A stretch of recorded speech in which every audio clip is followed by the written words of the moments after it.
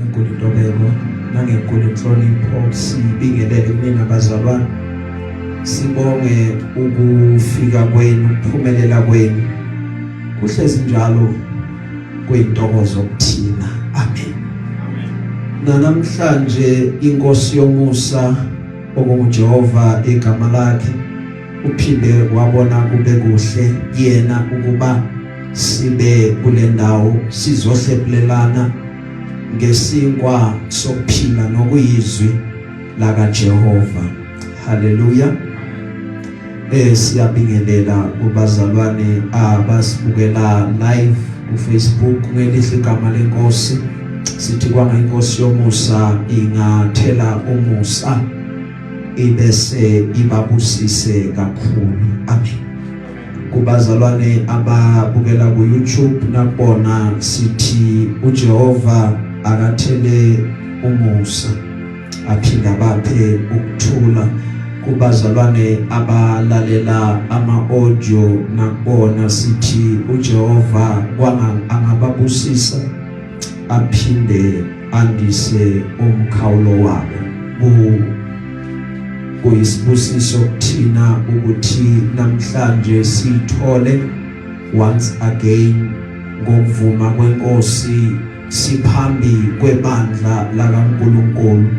Kungesiko ukwazi ukwenza noma ukuhlakanipha kwethu, kepha kuyintando kaBaba uNkulunkulu ukuthi injongo asibekele yona emhlabeni isaqhubeka ayimile. Amen. So we really thank God bazalwane ngomsebenzi aqhubeka awenze empilweni zethu, ngoba izinto azenzayo simakade zinkulu ngendlela eyisimanga, mikhulu ngempela futhi yamangalisa imisebenzi kaBaba uNkulunkulu empilweni zethu. Hallelujah. We remain humbled by what the Lord is continuously doing empilweni zabantwana bakhe. Namhlanje we have a word from the Lord. Inkosi elibekile enhlizweni yami engithanda ukuba sabelane ngalo, sizothi nje fahla fahla bese siyakhuleka. Amen. EmaBhayibhelini ethu incwadi yamaHubo, the book of Psalms 124 verse 1 ukuya evesini lika 8. Sizosifunda nje zonke le chapter nje ncane emnandi nje ngokusizwa inkosi, ngoba I believe ukuthi namhlanje kukhona lo inkosi ethanda ukuba sikhulume naye. Umyalezo that the Lord puts in our hearts, it is because usuke abone isidingo somuntu othile.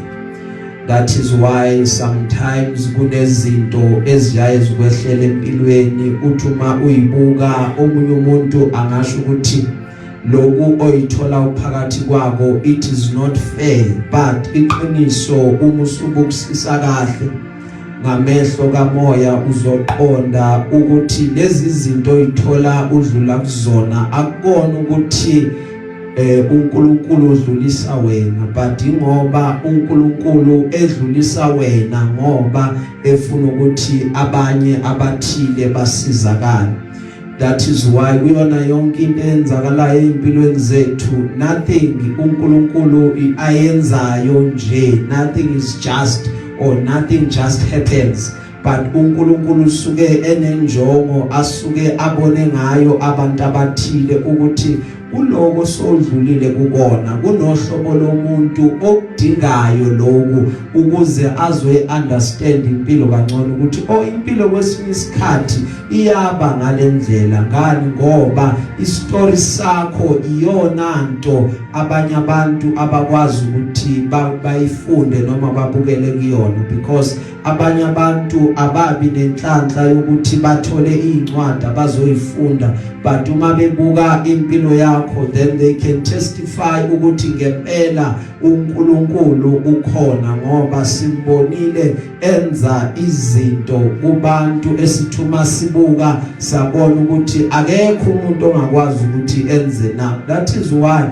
we keep on thanking and blessing the Lord ngakona konke akwenzile ngoba zonke izimo ezisehlelayo yizona ezisenza ukuba simbonge uNkulunkulu. Sometimes isimo siba sihle, sometimes isimo siba sibi, but we have learned through life bazalwane and through scripture ukuthi lithe izwi lenkosi kumele ukuba sibonge ezimeni zonke ngoba isimo nesimo noma singathandeki, but you have to give God the glory, you have to thank the Lord because always umusibuka isimo you will have one understanding ukuthi it could have been worse, but uNkulunkulu ngomusa wakhe wanqaba ukuthi isimo size sifike lapho, waqhubeka wagcina uNkulunkulu wakwenzela umusa. That is why we have learned ukuthi nasezimeni ezimbi nezibhlungu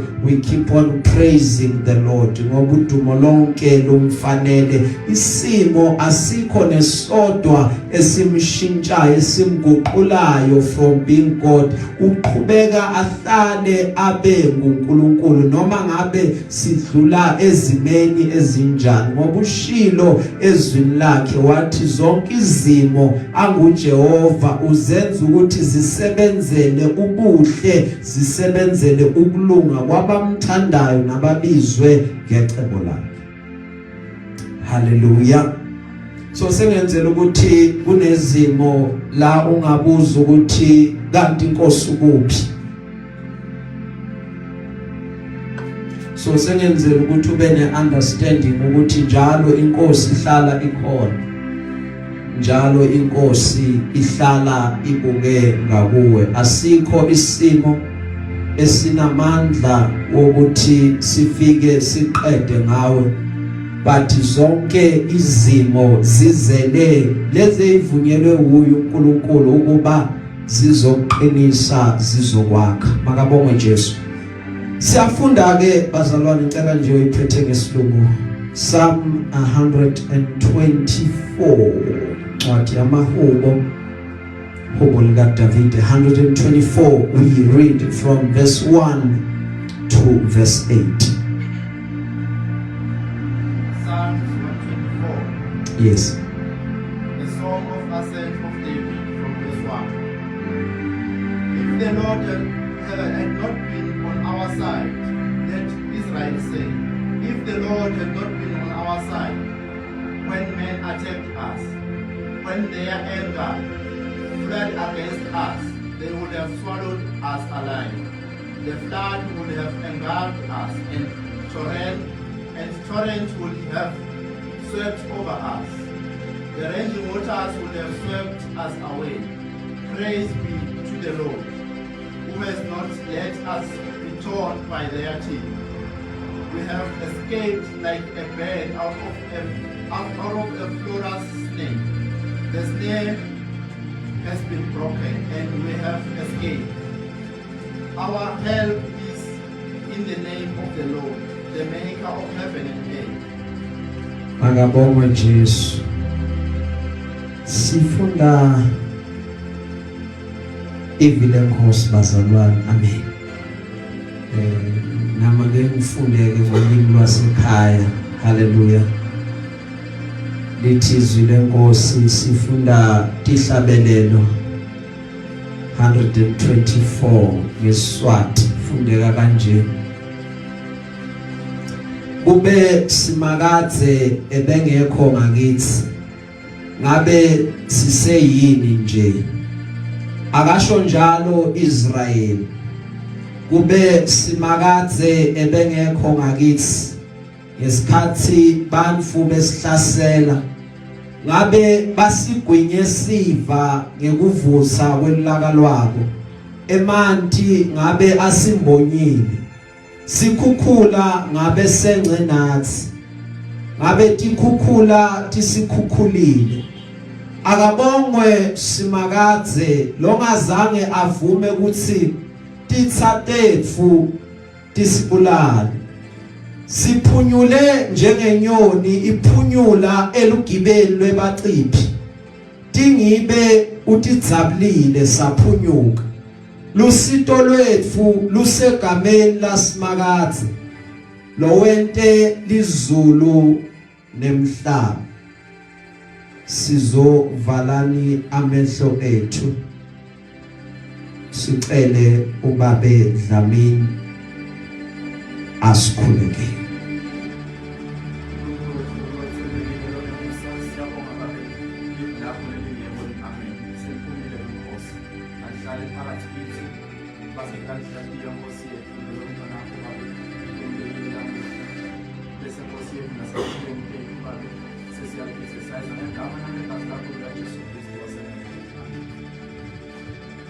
Siyabonga bazalwane, haleluya.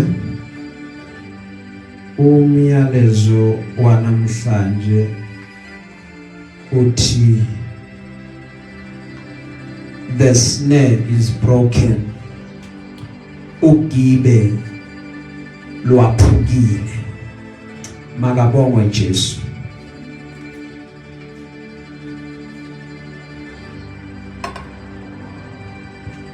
La sifunda khona sifunda incwadi elithi iBhayibheli ihubo lokukhuphuka maqeda lithi iBhayibheli leli hubo elaka Davide uyena Davide lo elithe iBhayibheli lakho ube senhlizweni kaNkulunkulu uyena lo elithe iBhayibheli lakho. He is a man after God's own heart. Uyena Davide lo after Saul wakhethwa yena ukuba abe inkosi kwaIsrael.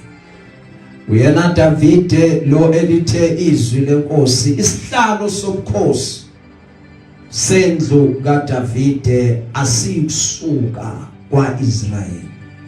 Isihlalo sobukhosi asikusuka eJerusalem ngaye uDavide. Kuthe abantu bafuna okunye but yena wayifunela uNkulunkulu. Kuthe abantu babuke okunye yena wathi ithemba lami lisegameni likaJehova alitholakala kwenye indawo.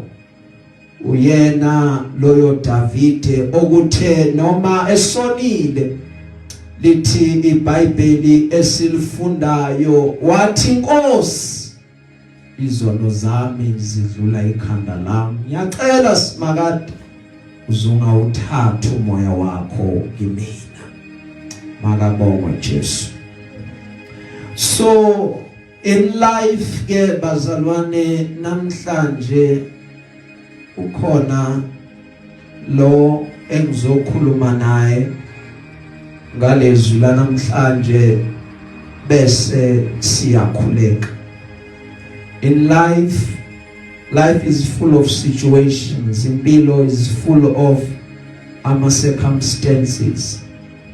The more cooler is the more impilo uyibona ngenye indlela. The more cooler is the more amehlo akho avuleka ngenye indlela. Kunezimo oyaye uyithole ngaphakathi kwazo. Ezinye zalezi zimo uyaye ungazi ukuthi isolution kuyawukuba yini. Kunabantu abanye awubenzanga lutho but uma bebuka kunento kuwena abakwazi ukuthi bayibone kuwena, bakwazi ukuthi bayihogele, babone ukuthi uyakuphi, babone indlela impilo yakho ngendlela ehluke ngayo. Maqeda bese okokuqala bakushoyo bathi lo uzenza ngcono. Okwesibili bese bayaphendukela, bese bayakuvukela.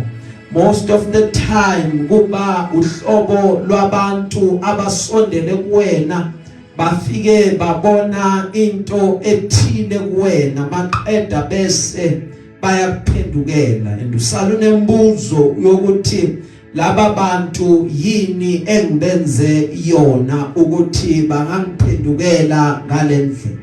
Abanye babantu abasiphendukelayo abantu esihamba sibasize. Omunye uthi uyamsiza kanti sewuyazilaya wenza ukuthi kusasa kube uyena okuphendukelayo. La sifunda khona bazalwane izwi lenkosi lithe iBhayibheli izwi noma igama lokukhuphuka igama abanyukela ngalo eJerusalema igama la abantwana bakwaIsrayeli abahlangana khona bese bayakhuphuka bayobonga uJehova ngoba njalo uma bezobonga uNkulunkulu bebakade banyukela eJerusalema bafike khona bathi Nkosi size kuwena sizobonga Jehova size kuwena sizoletha indumiso yethu bambongelana uNkulunkulu bambongela izinto abambone abenzela zona bambongelana uNkulunkulu bambongela indlela abathwale ngayo ngenkathi besahamba ezindleleni ngoba bangene ezimeni baqede baphuma baqhubeka endleleni kokunye basuka eJerusalema abanye bahamba but la ebudeni bendlela babona uNkulunkulu eqhubeka athembeka until kwaze kwaba isikhathi sokubuyela emumva eJerusalem uma sebafika bathi Nkosi sizile ukuba sizokudumisa sizokubonga. Angithi uyakhumbula endlini kaElkhana lithi iBhayibheli bebakade basuka banyukela eShilo uma befika beze kuNkulunkulu bazodumisa. Lithi iBhayibheli uma befika eShilo bazobonga uNkulunkulu ngezinto uJehova abenzele zona.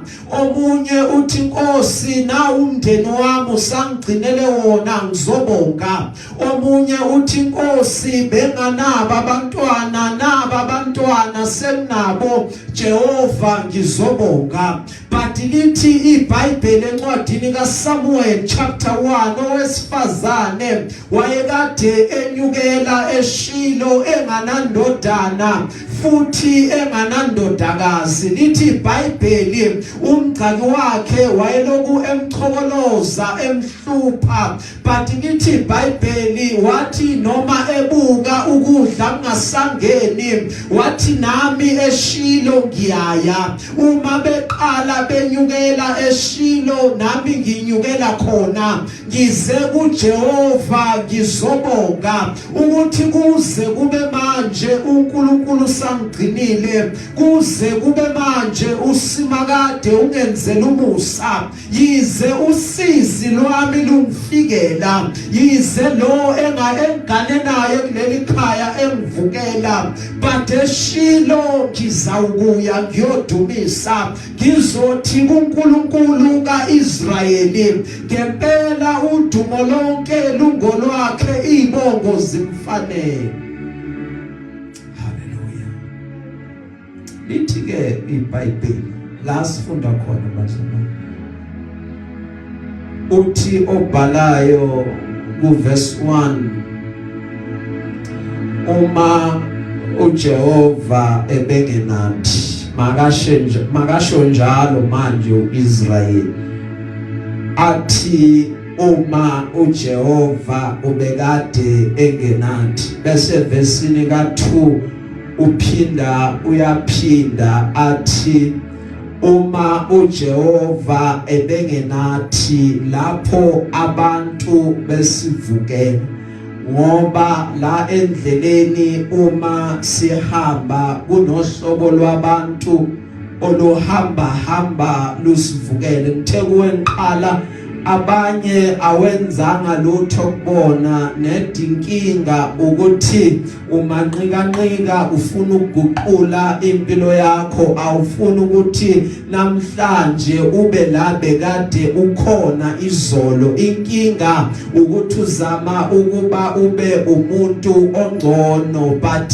abantu abakuboni lokho bese kuyaqala kubona kuvuka umona athi obhala iBhayibheli ngenkathi abantu sebesiphendukela ngoba umuntu uyakwazi ukuphenduka kuwena baze bathi abakwazi ukukhuluma usephenduke njengotshwala uma kufika esiswini ngoba uma uqala uphuza ayikho into ethi buzokudaka but uma sefika esiswini uzithola sewushaya isteps eziningi uthole ireality yakho ingasesiyo efana nale ngenkathi usoba khona athi obhala iBhayibheli ngabe labo bantu sebesigwinyile ekuvutheni kolaka lwabo kithina ngoba abantu ulaka lwabo luyavutha abantu uma sebaphendukele lithi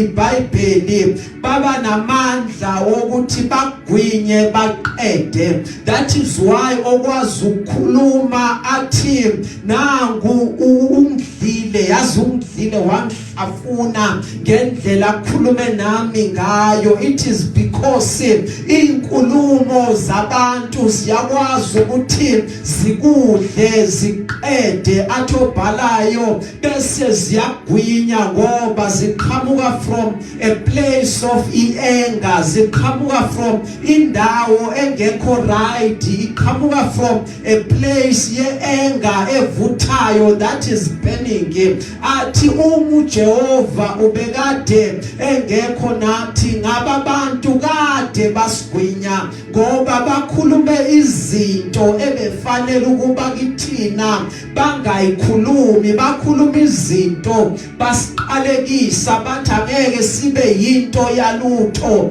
yonke lento abebakade bayikhuluma bingaqhamuki from endaweni enhle bakhuluma izinto bathi uyayenza into yakhe but siyoke sibone baninga benze izinto bahluleka nalona simbekela isikhathi nje esincane uyohamba ahluleke ngoba saza abantu abakhula benze izinto but baye bahluleka lo bekade angubani saza abantu abanamagama sanza amabhizinisi amakhula namagama lento ayiqala iyophelela endleleni ngoba abantu abazivukelayo kuba nolaka kubona bathi into yakhe ayizukuya phambili bathi angayenza into yakhe but angekwazi ukuthi ngimsupporte ngoba ubona ngazuthi support akunikeza yona iyona support ezokuphakamisa ikwenza ucebe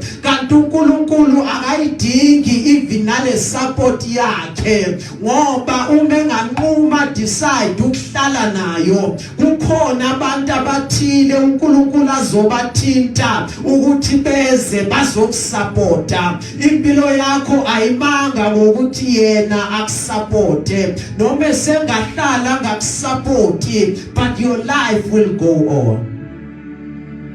Hallelujah. Bengizothi namhlanje Ugibe Lwaphukile makabongwe Jesu.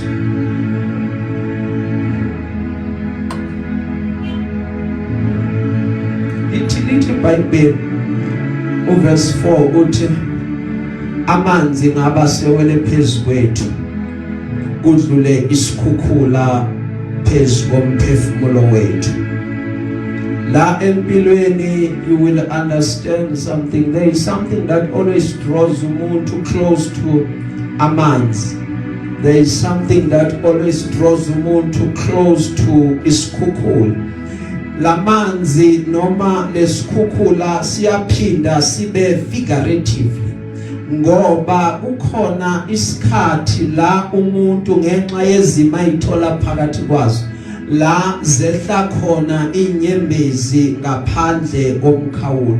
Kukhona isikhathi la inyembezi zigobhoza khona umuntu aswele ukuthi lezi nyembezi ngiyakuyisula kanjani.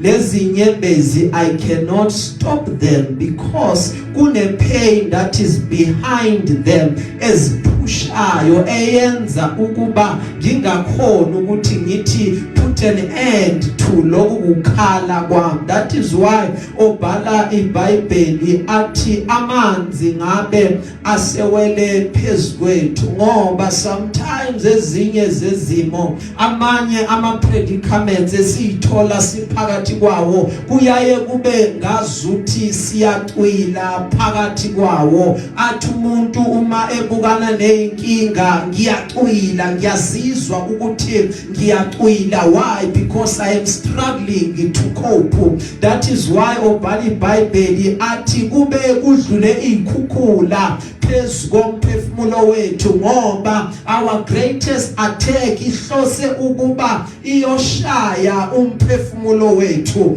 Once kwalimala umphefumulo wethu then isitha sinako ukuthi sengimtholile sengiqedile ngaye. Ngobani? Ngoba la alimele khona ulimele ngaphakathi la abantu bangaboni khona ngoba kunehlobo lwesilonda osithola ngaphakathi. Inkinga yesilonda esingaphakathi ukuba asisheshi siphole ngoba siyaqhubeka sophe. Okubhlungu ukuthi uma siqhubeka sopha abantu bengaboni, sopha abantu bengazi ukuthi la udlula khona uyopha ulimele. Singcono lese singaphandle ngoba sishawa umoya maqeda bese siyaphola. But walimala emphefumulweni. I-challenge is kunabantu abalimalayo and they never heal, they never recover ngoba uhlobo lwepain abayizwile emphefumulweni yabo itholakale ukuthi yinkulu kakhulu kulimala abadlule kukhona. At verse 5 udlule phezu komphefumulo wethu amanzi akhukhumele. One of the challenges you can ever find yourself ulithole phakathi kwawo is ukuyithola uphakathi kwamanzi akhukhumeleyo because lamanzi lawa awapheli. Uma usabukile uthi nanti iwave idlula uqhamuka enye iwave futhi ifike idlule phezu kwakho. Uma usathi I'm catching a breather uqhamuke enye iwave idlule futhi phezu komzimba wakho.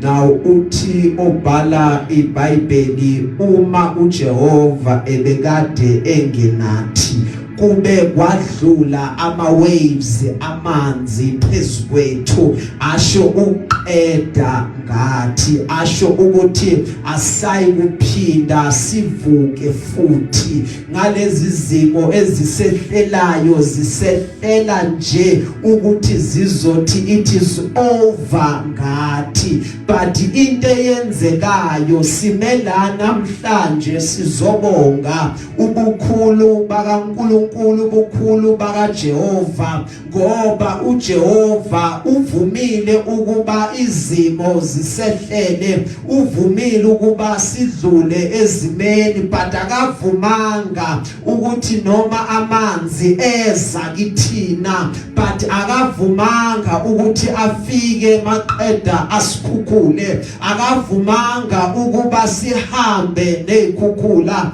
Athi obhala iBhayibheli evesini ka6 makabongwe uJehova ongasinikelanga ukuba sibe impango yamazinyo abo. Siyambonga ngempela uNkulunkulu ukuthi akazange avume ukuthi abantu amazinyo abo abangane ngathi. Uyabona uma uhlafuna ukudla ukufaka emlonyeni wakho kuba ngathi kunempi emlonyeni wakho, amazinyo ayabanga ukuthi mina ngiyakuthatha lokudla ngiyagaya. Kunohlobo lwabantu oluma against impilo yakho uNkulunkulu ekufanele umbonge ukuthi Jehova uvumanga ukuthi simakade mina ngiyoba impango yamazinyo akhe awuzange unikele ngami sewuzwile even ama report negative sekukhulunyiwe ukuthi lo muntu uyingozi kangakanani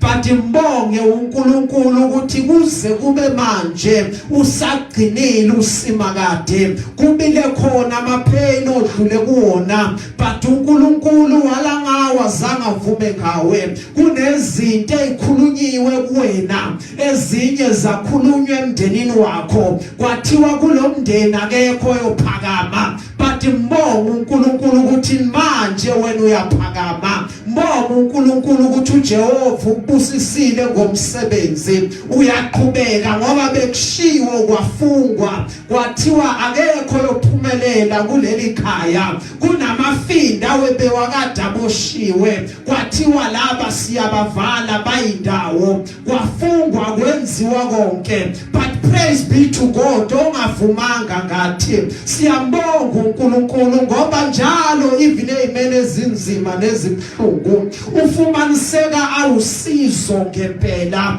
ngoba kuyena la sibalekela sigijimela khona uma sifika kuyena sizokhala sithi Nkosi indaba yethu ayikwazi ukuphela ngalendlela sithi simakade indaba yethu ayikwazi ukuphelela ebhlungwini uNkulunkulu uyafika azosesula inyembezi uNkulunkulu uyafika azosetshathe ebhlungwini bethu uNkulunkulu uyafika nasemlotheni azosithintitha athi isikhathi sokuphakama uyohlala namakhosi akuze ukugcina all the negative words abantu abawakhulumile kepha uyedwa oyogcina kogcina uJehova empilweni yakho kogcina uJehova ekhayeni lakho kogcina uJehova emndenini wakho bangakhuluma abantu but rest assured ukuthi amazwi aba wanamandla bangahlela konke balungise konke kube khona izimpi ezikuvukelayo but rest assured ukuthi wena ungoqhubile kaNkulunkulu. Hallelujah.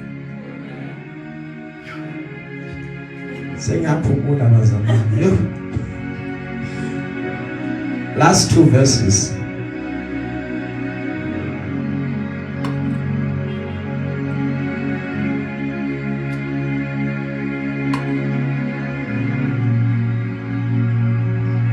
Sibonga uNkulunkulu ongavumanga ngathi siyambonga uJehova ongavumanga ngathi bekunezinto abe bacabanga ukuba zizokwenzeka but usimakade wabloka konke empilweni zethu abanye bathuswa ukuthi sikwazi kanjani ukuba siqhubeke siye sabukana nezimo ezifana nalezi sidlule kuzona but ngomusa sindlulile saqeda saphila ngoba usimakade ubekade engakuthina uNkulunkulu wahamba nathi. That is why simbonga kangaka. That is why engekho noyedwa okwazi ukuyothulisa ihubo nendumiso yethu. Akekho oyathi kuthina ozothi kuthina thula manje. Ngoba oyothi kuthina thula kuyoba ngathi uyasibanga. Ngoba aka understand ukuthi uNkulunkulu usithathe kuphi. That is why simkhonza ngalendlela esimkhonza ngayo. That is why sivuka siphuma noma kubanda ngoba siya understanda izinto uNkulunkulu asenzele zona. Siya understanda ukuthi ngempela ungubaba wethu. siya understand ukuthi ungusizo lwethu ezikhathini zobunzima. Sibiza yena la indlela singasayiboni, maqeda ayenza indlela ibe sobala. Uma mehlo ethu asegcwele ubumnyama noma aphakathi kwenkungu, sibiza yena maqeda abe isibani endleleni yethu. That is why sithatha indumiso yethu simikisa kuyena, ngoba kufika isikhathi even ebusuku silale singaboni, kanti kukhona abantu abangalele emilonyeni yabo kugcwele amagama ethu akhuluma okungalungile, but uNkulunkulu angavumi ngathi. Siqhubeke sivuke ekseni sihambe. Abanye uthi uyababingelela ubona ngasakubingeleli, uyibuza ukuthi ngimenzeni, kanti kunento kuwena emrabe off the wrong way. Ingekho kuwena into ebonakalayo oyenzile, but yena udetermined ukuthi athi angimfuni loya, ngimthandisisi ngoba ungumntwana kaNkulunkulu. Elithe izwi nibusisiwe uma benganifuni, uma benzonda nibusisiwe, ngoba banizondela ini? Banizondela uNkulunkulu, banizondela uKristu, banizondela isiphambano. Haleluya. Sesigcina ke bazalwane, besothi namhlanje Ugibe Lwaphukile.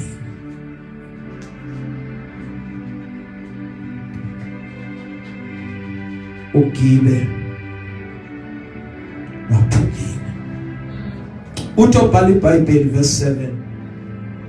Umphefumulo wethu uphunyukile njengenyoni ogibeni lwabachophi. Ugibe Lwaphukile, thina saphunyuka. Mangiphinde, umphefumulo wethu uphunyukile njengenyoni ogibeni lwabachophi. Ugibe Lwaphukile, thina saphunyuka. Namhlanje sikule ndawo sizomemezela ukuba owethu umphefumulo uphunyukile njengenyoni ogibeni lwabachophi. Ugibe Lwaphukile, thina saphunyuka. Uyabona, inyoni ziyathiwa, inyoni zibekelwa itrap ukuba zibambeke. Inyoni yabambeka sekuzokwenziwa ngayo ibray kwesinye isikhathi. Kunama devices ahlelwayo, kunezinto ezibekwayo.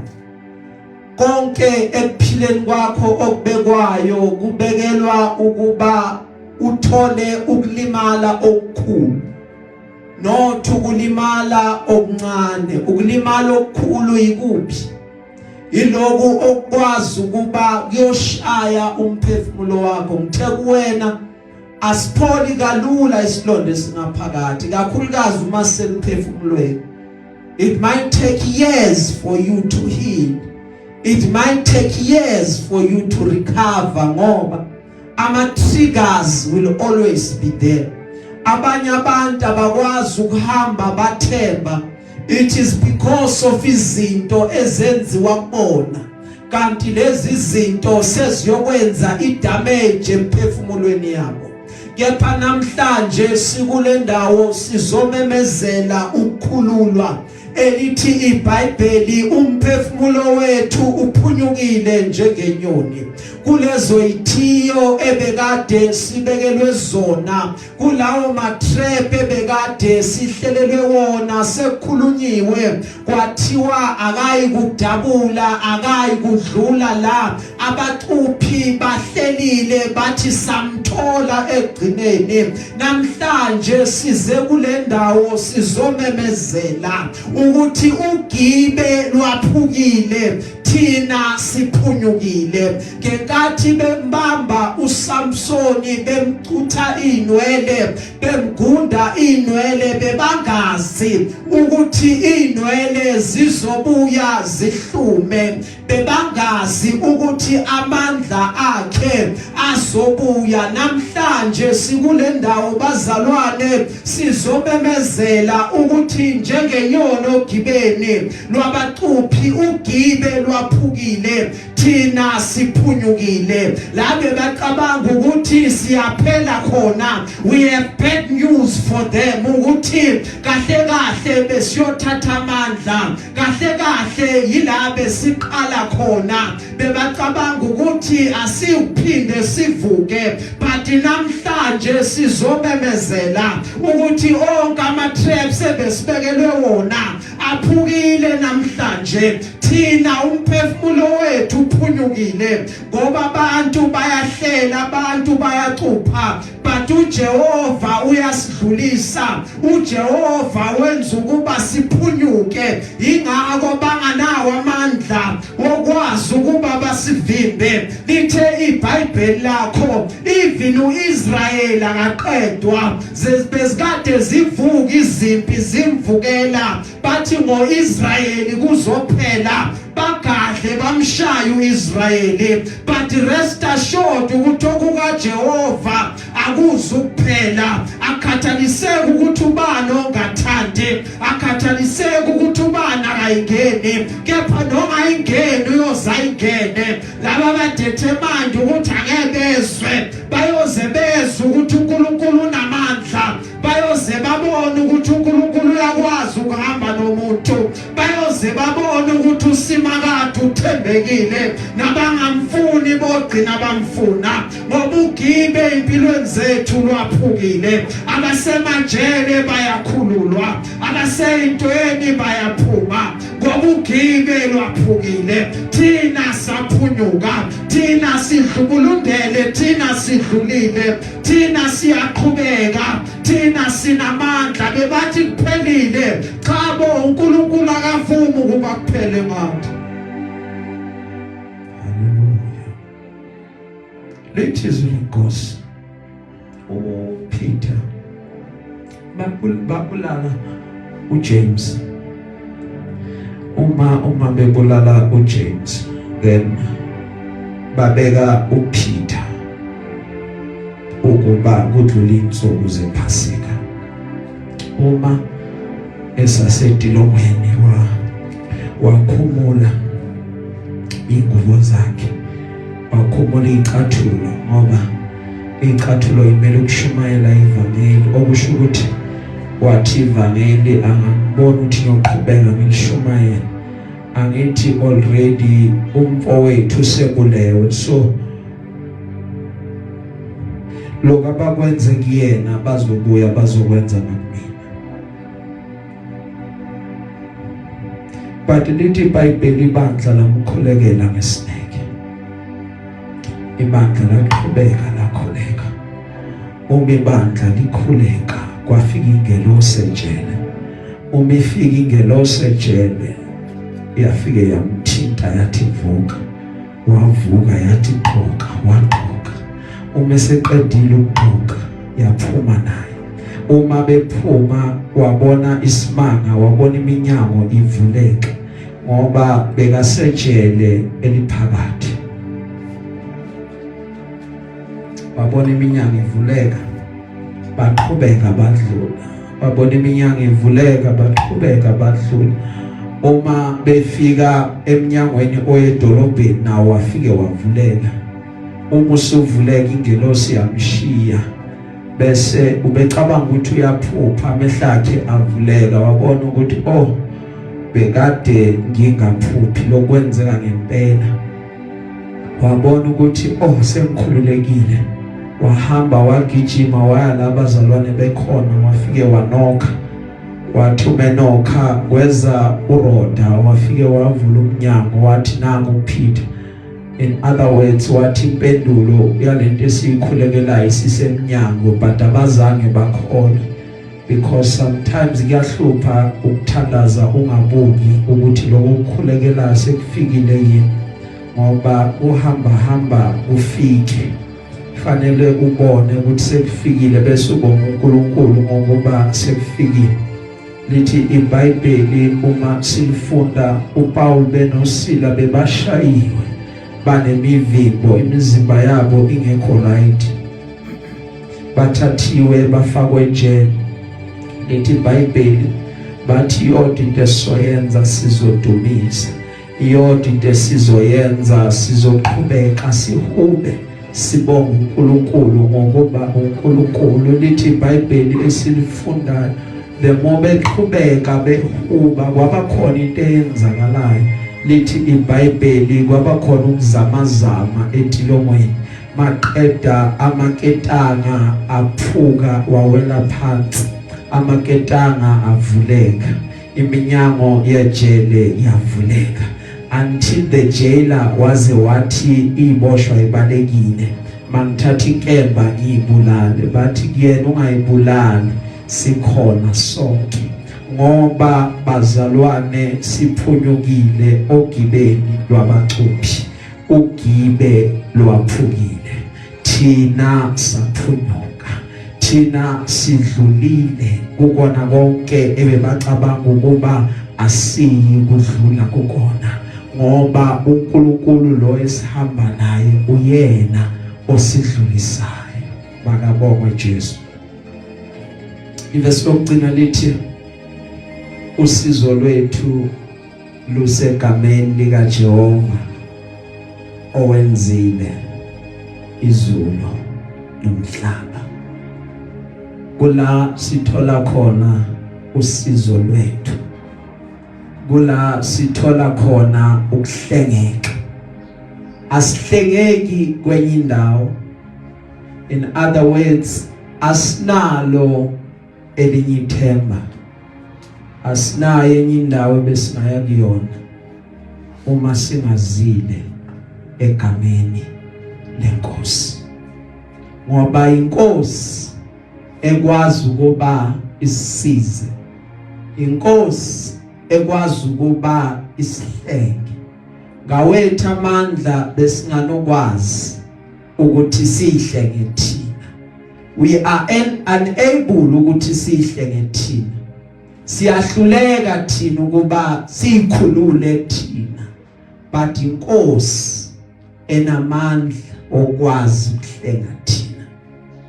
One of the greatest things ongayifunda sesigcina ukudumisa uNkulunkulu la ubona kahle khona ukuthi izinto ayihambi kahle, uze ungavumeli izimo zithulise indumiso yakho umubona ziphambana nawe. Bathi abakhuluma isikhethu umubona izinto zicharagene zihlangahlangene ungazi ukuthi uyobheka kuphi, uze ungavumi ukuthi uqhubeke ungamdumisanga uNkulunkulu. Hallelujah. In conclusion, sesigcina ke bazalwane, uthi uPaul umekhuluma, siyacindezelwa nxa zonke kodwa sinyinyekile, siyaxakeka kodwa asidikibali, siyazingelwa kodwa asidelwa, siwiswa phansi kodwa asibhujiswa. Child of God, mntana kaNkulunkulu, wena okhethwe amazulu, wena wahlengwa eGolgotha, wahlengwa esiphambanweni, wena wafelwa indodana kaNkulunkulu. Ngizothi kuwena ubeka endleleni, uze ungasho ngowakho umlomo ukhipha amazwi okuhluleka, uze ungasho ngowakho umlomo ukuthi sekuphelile na.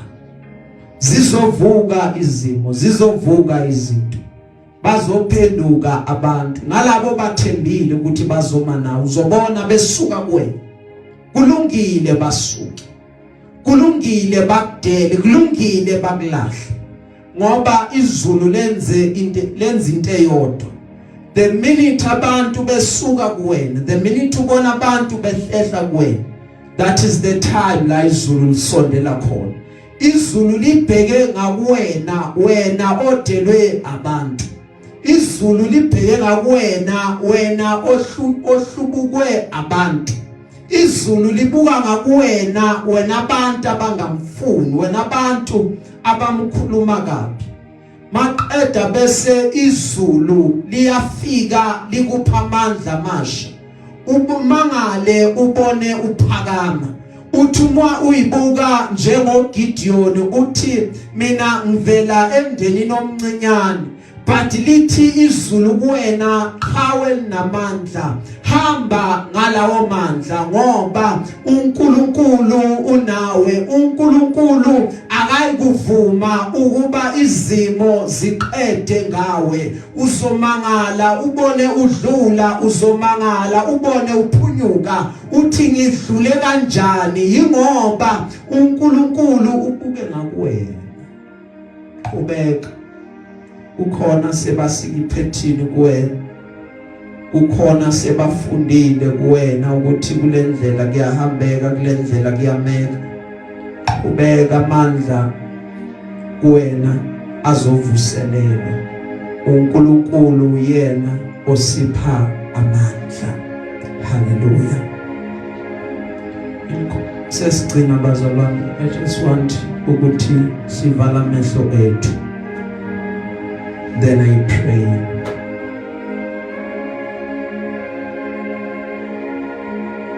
Egameni likaJesu waseNazaretha, nanti bandla lakho simakade siyakhuleka. Kwabanye uNkulunkulu wami amathemba phelile, kwabanye Nkosi amathemba ashabalele. Abanye they don't think ukuthi they will rise again. Kwabanye Nkosi amaphiko okundiza have been cut off. Abanye Nkosi amandla banawo.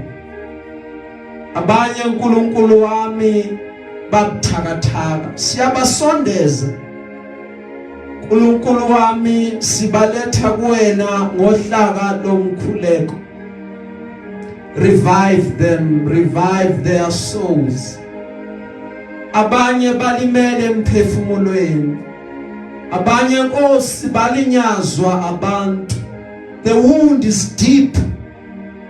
Nkosi kuze kube manje ibingakapholi. Siyabakhulekela baphilise ubapholise. Nkosi badlulise, benze balibale ngenhlungu yabo. Batho okuthile njengoba wenza kuJosefa ukuba Nkosi umenza khohlwe ngezolo lakhe libhlungu, umenza khohlwe ngokudayiswa abafowabo. Benzele umusa Baba, nanti bandla lakho siyabasondeza abantwana bakho. uNkulunkulu wami bayakudinga. Yes Nkosi, bashayekile. Yebo Baba, bayopha balimele. Nkosi themba basanala. Abanye Nkosi abacabanga ukuba bophinde bavuke, but namhlanje simemezela ukukhululwa empilweni zabo nalabo Nkosi abasemajele. Nkosi simemezela ukukhululwa. Baba, set them free ngegama likaJesu waseNazaretha. Ugibe olbekelwe bona simakade right now sihlulekisa onke ama-traps esitha empilweni zabo. Isitha siphinde sibabambe nezinto zeminyaka Nkosi ezababamba ongasilula ukuphuma kuzona. Namhlanje simemezela i-deliverance yakho Baba. Namhlanje simemezela ukukhululwa kwabantwana bakhe egameni likaJesu waseNazaretha. njengoba uPaula ashathi mina Paul sicela sika Kristu benze uNkulunkulu wami ukuba bakhululeke ezintweni zomhlaba bakhulule simakade kepha babambeke uNkulunkulu wami ezintweni zakho babe yigqila zevangeli egameni lika Jesu waseNazaretha. Siyabonga simakade thatha uduma kwenzekile siyakholwa akekho njenganawe masinciphe thina sehle njalo uphakama uthathe lonke udumo. Baba ngiyabonga ukuthi ungizwa njalo namanje usungizwile. Dumisela ngeNkulunkulu wethu udumo lonke lungelwakho. Ngiyancipha mina ukuze wena bese uyaphakama. Siyabonga Nkosi. Mana njalo simakade. In Jesus' name, Lord, we pray. Take your glory simakade. Busisi bandla lakho wenzela abantwana bakho ubuhle kodwa yonke indawo lalomyalezo uyofinyelela khona. Siyalezi sibusise emakhanda abo, siyalezi sibusise emakhaya abo emsebenzini abayenzayo egameni lika Jesu waseNazaretha. Baphe Nkosi okufiswa inhliziyo zabo. Ugcine izwi lakho enhlizweni zabo likhule ndlondlobale lithele ithelo. In the name that is above every other name. Baba siyabonga ukuthi sekwenzekile uJesu Kristu lo inkosi yethu. Mana njalo simakade. In Jesus' name, amen.